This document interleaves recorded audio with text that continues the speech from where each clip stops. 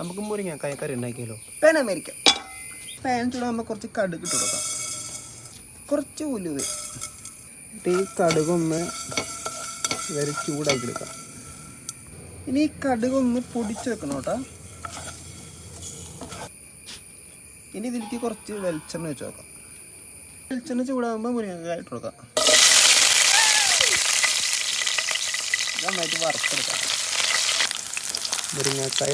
ഇനി മുരിങ്ങക്കായ നമുക്ക് മാറ്റി വെക്കാം. കുറച്ച് കടുക്, ഒരു വറ്റൽമുളക്, കുറച്ച് വെളുത്തുള്ളി, പിന്നെ കുറച്ച് പുളിവെള്ളം ഒഴിച്ച് കൊടുക്കാം.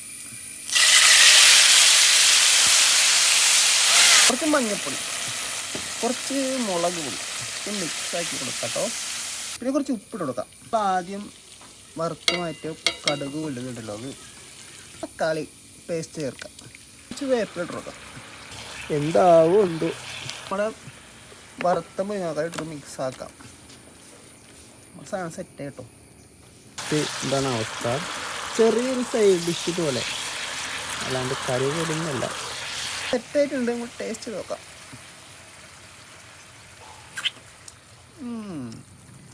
അവിടെ ഇവിടെ ആയിട്ട് ചെറിയ പ്രശ്നങ്ങളൊക്കെ ഉണ്ട്, ആരും കുഴപ്പമില്ല, കഴിക്കാനൊക്കെ പറ്റും.